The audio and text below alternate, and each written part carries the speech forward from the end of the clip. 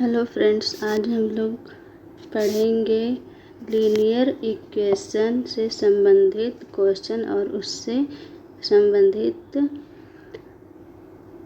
Formulas. जैसा कि कल हमने एक वीडियो बनाया था और उसमें लीनियर इक्वेशन से संबंधित सारे फार्मूलाज बताए थे। आज हम लोग उसी से रिलेटेड क्वेश्चन को करेंगे।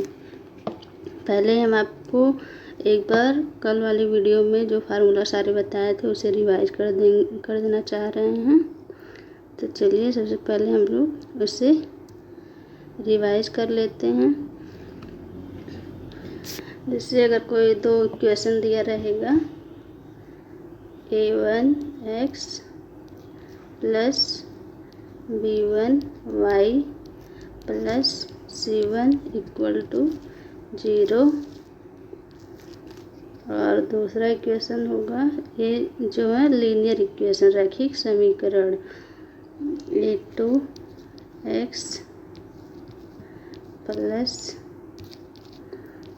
b2y plus c2 equal to 0। इस तरह से और किसी क्वेश्चन में दो लीनियर इक्वेशन दे दिया जाएगा और पूछा जाएगा कि इन दोनों इक्वेशनों से बनी जो रेखा है क्या वो एक दूसरे को किसी बिंदु पर कट करती हैं, एक दूसरे को प्रतिच्छेद करेंगी। तो ऐसा तभी पॉसिबल हो पाएगा जब a1 equal to a1 by a2 not equal to b1 by b2 होगा।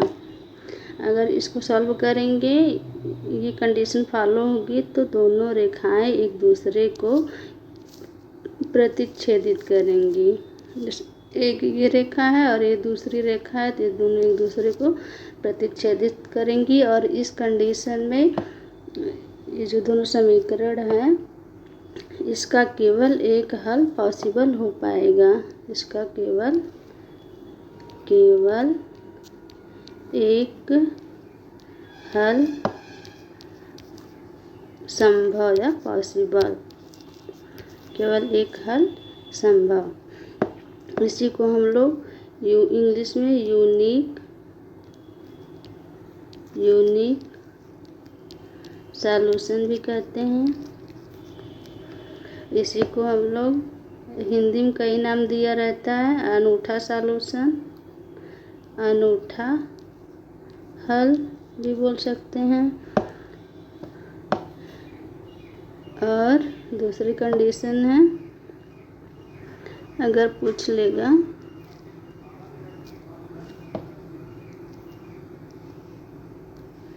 अगर दूसरा पूछ ले, अगर ये दोनों लीनियर एक दूसरे के समांतर होंगी तो ये दोनों एक दूसरे के समांतर होंगी तो a1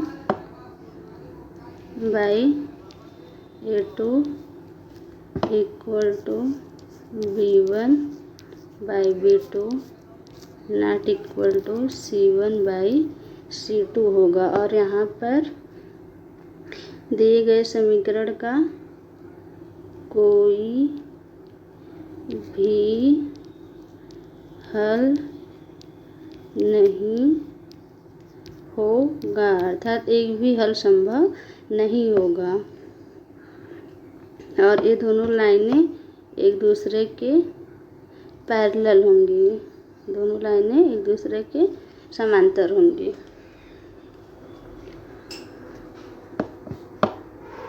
और तीसरी कंडीशन है,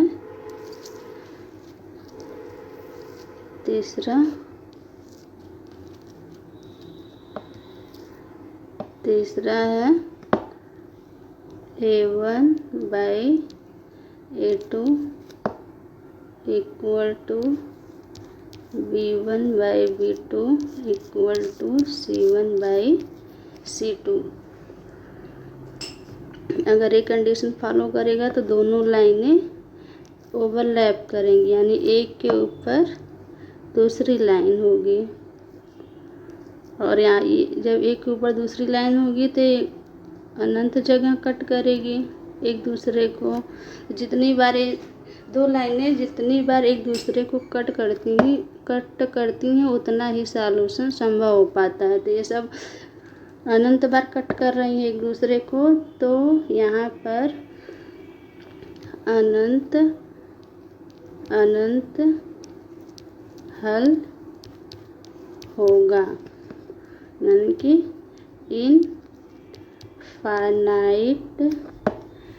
इनफाइनाइट सॉल्यूशंस पॉसिबल होगा। इनफाइनाइट सॉल्यूशन यहाँ पे हो जाएगा इनफाइनाइट सॉल्यूशन। तो अभी आप लोग कुछ खास समझ में नहीं आया होगा, अभी हम लोग क्वेश्चन करेंगे तो बहुत अच्छे से आ जाएगा। चलिए क्वेश्चन पे चलते हैं। तो फर्स्ट क्वेश्चन दिया है के किस मान के लिए समीकरण निकाय के किस मान के लिए समीकरण निकाय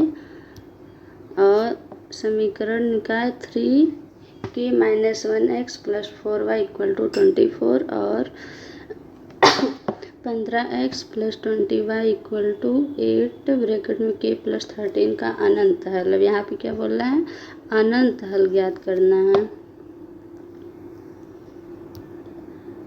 अनंत हल, नो पेज, अनंत हल निकालना है। के किस मान के लिए समीकरण निकाय इतने और इतने का अनंत हल है, यानी कि के का मान अनंत हल तभी पॉसिबल होगा जब a1/a2 = b1/b2 = c1/c2 होगा, तभी अनंत हल हो पाएगा। यानी कि अनंत हल दोनों रेखाएं जो है, ये वाली रेखा और ए वाली रेखा एक दूसरे को ओवरलैप करेंगी, अनंत जगह पर काटेंगी तो इसका अनंत हल होगा।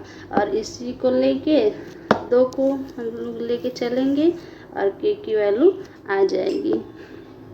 तो यहाँ पर a1 = है 3k-1, x का गुणांक a1 होता है, y का गुणांक b1 और जो कांस्टेंट होता है जिसमें कोई चर पद नहीं होता वह c होता है।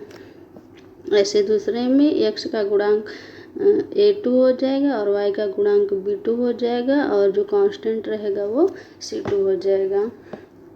तो a1 = हो गया 3k-1, a2 = 15 और b1 = हो जाएगा 4, b2 = हो जाएगा 20 और c1 = 24, c2 = 8 ब्रैकेट में k + 13 k + 13 हो जाएगा। अब हम लोग इसी की वैल्यू पुट कर देंगे इसमें, पेज नहीं इरेज कर लें, इसी की वैल्यू हम लोग पुट कर लेंगे।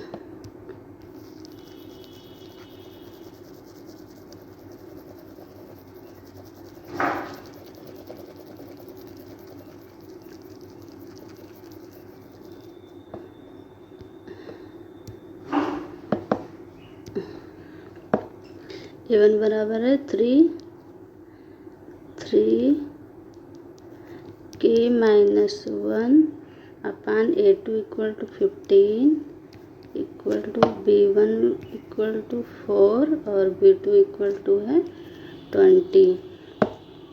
तो 4 से कट जाएगा 4 × 25 20, 5 बार में 3 से ये कट जाएगा, 3 × 25 15, फिर 5 से ये 5 कट जाएगा तो आ जाएगा k -1 इक्वल टू 1 हो जाएगा, k इक्वल टू ये इधर आके प्लस होगा तो 2 आ जाएगा। तो k का मान कितना, अगर k का मान हम लोग 2 रखेंगे तो जो ये समीकरण दिया गया है इसका अनंत हल पॉसिबल होगा। तो आंसर हमारा हो जाएगा, आंसर हो जाएगा फर्स्ट वाला ए। हम लोग चलेंगे दूसरे क्वेश्चन पे। दूसरा क्वेश्चन है के किस मान के लिए समीकरण निकाय इतने का एक अनूठा हल है। मतलब कि यहाँ पे निकालना अनूठा, अनूठा यानी यूनिक सॉल्यूशन। यूनिक सॉल्यूशन मतलब कि केवल एक हल पॉसिबल हो सकता है, और एक हल तब पॉसिबल होता है जब दोनों रेखाएं एक दूसरे को प्रतिच्छेदित करती किसी एक बिंदु पर। और यहाँ पे होता है A1 by A2 not equal to B1 by B2। यहाँ पे x का गुणांक 1 होगा तो ये हो जाएगा A1 इक्वल टू 1 और A2 यहाँ दूसरे समीकरण का x का गुणांक ये A2 है। 3 नॉट इक्वल टू y का गुणांक, पहले समीकरण के y का गुणांक B1 हो जाएगा -k अपान दूसरे समीकरण के y का गुणांक 2 B2 हो जाएगा। यहाँ से निकलेगा, इसका इसमें मल्टीप्लाई करेंगे तिर्यक तो -3k इक्वल टू 2 हो जाएगा, और k नॉट इक्वल टू रहेगा k not equal to 2 -2 by 3। इसका मतलब कि k का मान जो है -2/3 नहीं हो सकता। इसके अलावा कोई भी मान आप k का रख देंगे तो जो ये दिया गया समीकरण दोनों है इसका एक अनूठा हल होगा, यानी कि केवल एक हल पॉसिबल होगा। यहाँ पे हमारा आंसर हो जाएगा, यानी कि -2/3 नहीं होगा, उसके अलावा सारा मान होगा, यानी 2 भी होगा, k का मान 1 भी हो सकता है, 3 भी हो सकता है। तो हमारा यहाँ पे आंसर हो जाएगा ऊपर में से एक से अधिक, यानी कि तीनों सही। k का मान तीनों में से कोई भी हो सकता है, सारा हो सकता है, सिवाय 2 -2/3 नहीं होगा, और k का मान कभी भी 0 भी नहीं होगा, क्योंकि अगर 0 हो जाएगा तो 2 वेरिएबल इक्वेशन रह नहीं जाएगा। उम्मीद है आप लोगों को समझ में आ रहा होगा। अब हम लोग चलते हैं थर्ड क्वेश्चन पे। थर्ड क्वेश्चन क्या है कि माना x + 2y + 4 इक्वल टू 0 तथा -4x + 2y - 3 इक्वल टू 0 दो सरल रेखाओं के समीकरण हैं। ये दिया, दो इक्वेशन दिया है, दो सरल रेखा के समीकरण है। तो यहाँ पे जो वे समांतर, मतलब इसका ये जो दोनों रेखाएं हैं एक कैसी हैं, एक दूसरे को इंटरसेप्ट करती हैं, या एक दूसरे के पैरेलल हैं, या एक दूसरे पे ओवरलैप करेंगी। ये पूछ रहे एक दूसरे पे ओवरलैप करेंगी। तो हमें कैसे पता चलेगा, जब ये चेक करेंगे कौन सा कंडीशन फॉलो हो रहा है। तो हम लोग चेक कर लेंगे।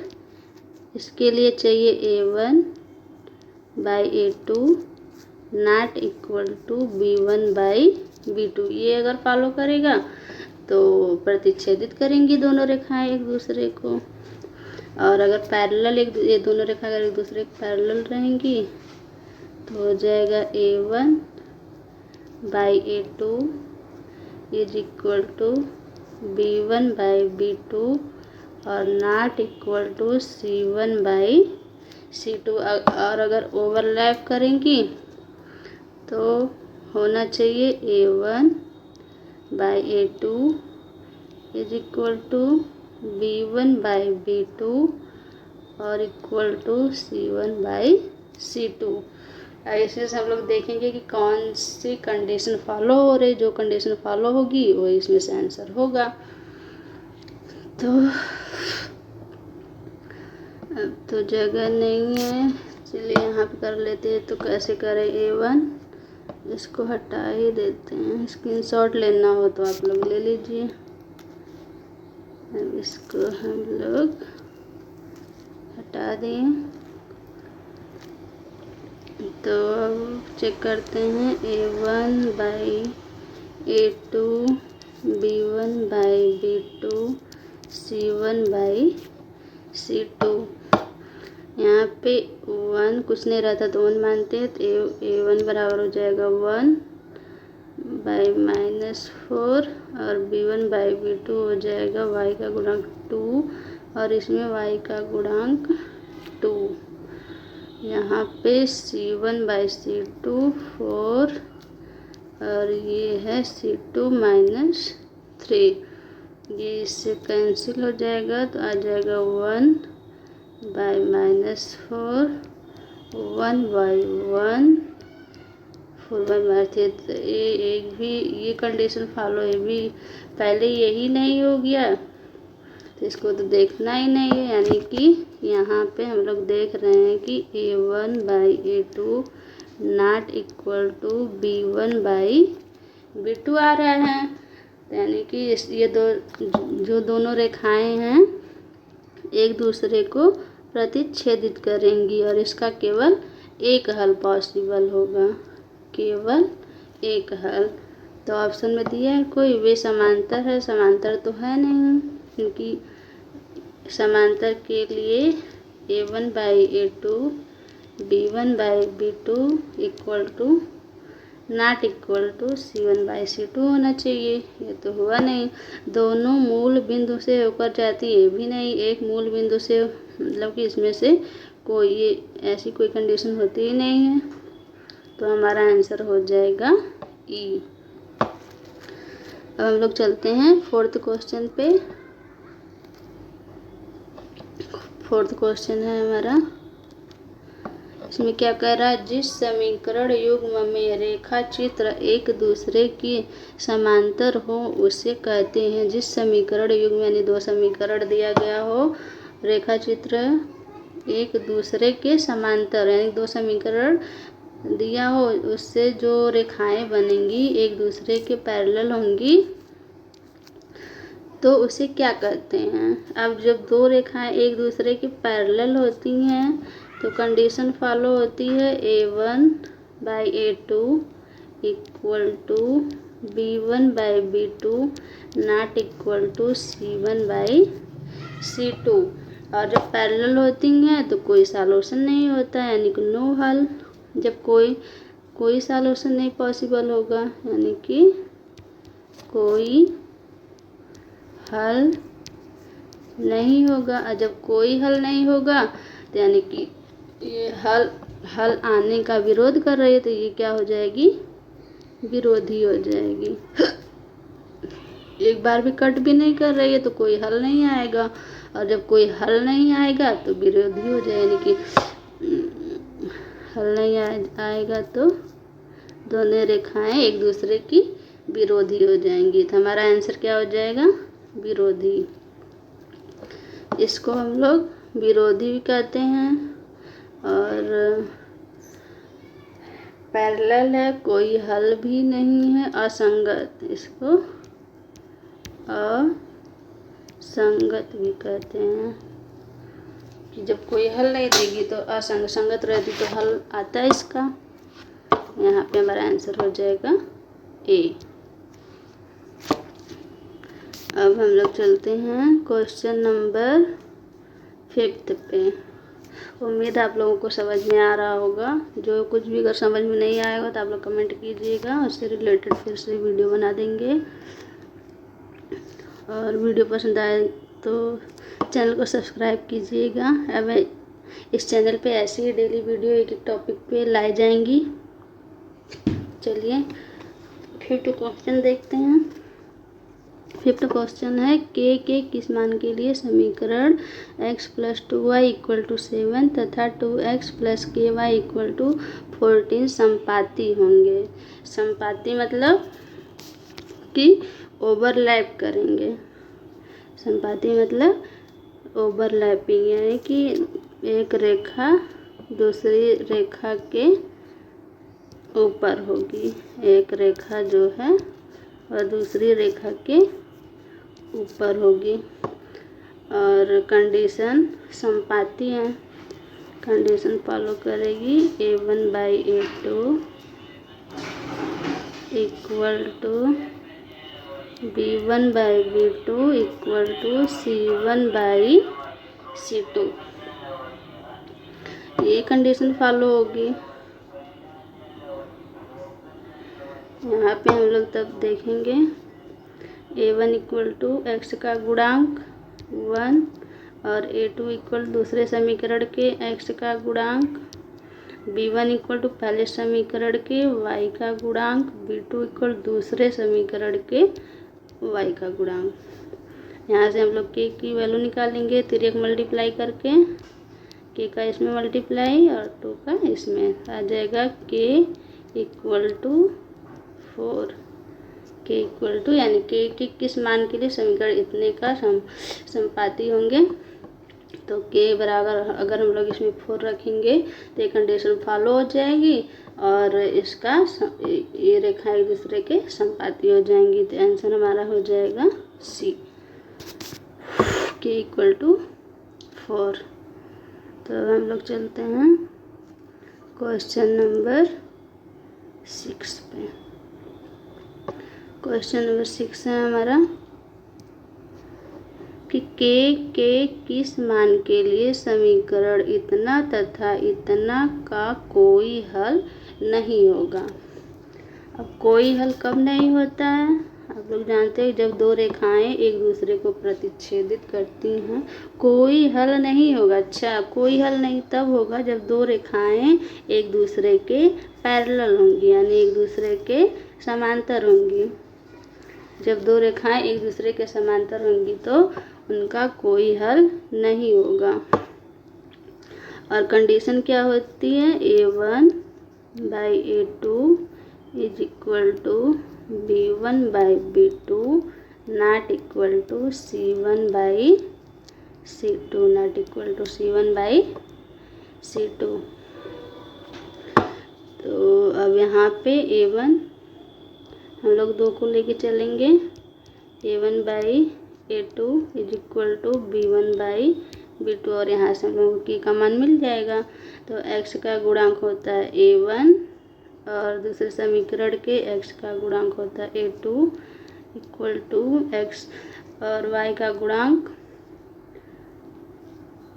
b1 दूसरे समीकरण के y का गुणांक b2, k रख देंगे, तिर्यक मल्टीप्लाई करेंगे तो आ जाएगा k = 5 दूना के 10 अर्थात k = हमारा आ जाएगा 10।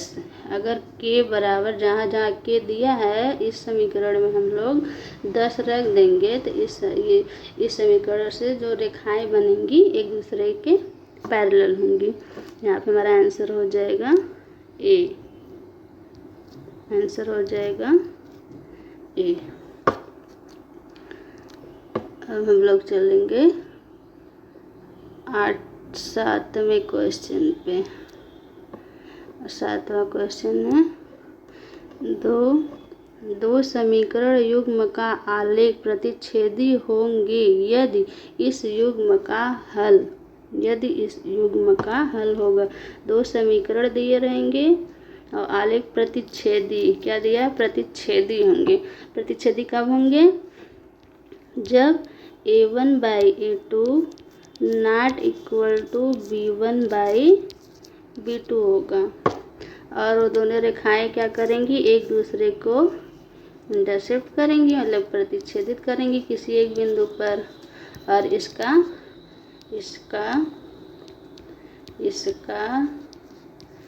केवल एक हल संभव होगा। यहाँ पे दो समीकरण युग्म का हल एक प्रतिशत होंगे यदि इस युग्म का हल होगा। इस युग्म का हल क्या होगा? केवल एक होगा, केवल एक हल, कोई हल ना होगा तो गलत है। अगर कोई हल नहीं होगा तो रेखाएं पैरेलल होंगी एक दूसरे के, तब कोई हल नहीं होगा। और दो हल होगा या तो कुछ है ही नहीं, केवल एक हल होगा। आंसर हमारा हो जाएगा केवल एक हल। और अनेक हल कब होगा? जब दोनों रेखाएं एक दूसरे के ओवरलैप करेंगी, एक दूसरे के ऊपर होंगी। उम्मीद आप लोगों को समझ में आ रहा होगा। अब हम लोग चलते हैं क्वेश्चन नंबर 8 पे। क्वेश्चन नंबर 8 क्या कर रहा है? जिस समीकरण निकाय का अद्वितीय हल होता है वह समीकरण निकाय कहलाता है। और अद्वितीय हल मतलब ये भी वही दिया, अनूठा हल। अनूठा है, इसके कई नाम से हिंदी में आते हैं। अनूठा हल, अद्वितीय हल, यूनिक सॉल्यूशन, यूनिक सॉल्यूशन, केवल एक हल, अद्वितीय हल। और ये दोनों रेखाएं क्या करेंगी? एक दूसरे को इंटरसेप्ट करेंगी। और कंडीशन क्या फॉलो होगी? a1/a2 not equal to b1/b2। क्या बोला? जिस समीकरण निकाय का अद्वितीय हल होता है वह समीकरण निकाय क्या कहलाता है? वह समीकरण, इसमें तो एक है ही, तो यह अविरोधी होगा, क्योंकि अगर विरोध करेगा तो कोई हल नहीं होगा। और ये एक हल आ रहा है इसलिए ये अविरोधी हो जाएगा। आंसर हमारा क्या हो जाएगा? अविरोधी। और विरोधी कब होगा? जब दोनों रेखाएं एक दूसरे के पैरेलल होंगी। आश्रित कब होगा? जब दोनों रेखाएं एक दूसरे के ओवरलैप कर एक दूसरे के ऊपर रहेंगी, मतलब एक दूसरे पर आश्रित रहेंगी, तब आश्रित होगा। तो हम लोग चलते हैं क्वेश्चन नंबर 9 पे। क्वेश्चन नंबर 9 क्या है? यदि समीकरण निकाय a1x, ये a1 है, a1x plus b1y equal to a1x plus b1y, a1x plus b1y equal to c1 और a2x plus b2y equal to c2 के आलेख एक दूसरे को एक निश्चित बिंदु पर क्या करते हैं? प्रतिच्छेद करते हैं। एक दूसरे को निश्चित बिंदु पर प्रतिच्छेद करें, यानी कि एक दूसरे को किसी एक बिंदु पर कट करें तो समीकरण निकाय के, इस समीकरण निकाय के हल होंगे। जब एक दूसरे को किसी एक बिंदु पर कट करेंगे तो इस समीकरण निकाय के कितने हल होंगे? केवल और केवल एक हल होंगे, केवल एक हल होंगे। और कंडीशन क्या फॉलो होगी? a1/a2 not equal to b1/b2, यानी कि यहाँ पे हम लोगों को क्या मिलेगा? एक यूनिक सॉल्यूशन। तो अनगिनत सॉल्यूशन तो नहीं होगा। ये तब होगा जब दोनों रेखाएं एक दूसरे को ओवरलैप करेंगी, यानी अनंत बिंदु पर कट करेंगी। एक और केवल एक हल होगा कि दोनों रेखाएं एक दूसरे को केवल एक बिंदु पर कट करेंगी तो केवल एक हल होगा। अब कोई हल नहीं होगा जब दोनों रेखाएं एक दूसरे को कहीं भी नहीं कट करेंगी, तब कोई हल नहीं होगा, यानी कि एक दूसरे के पैरेलल होंगी। तो उम्मीद आप लोगों को समझ में आ गया होगा। अब हम लोग चलते हैं क्वेश्चन नंबर 10 पे। क्वेश्चन नंबर 10 क्या है?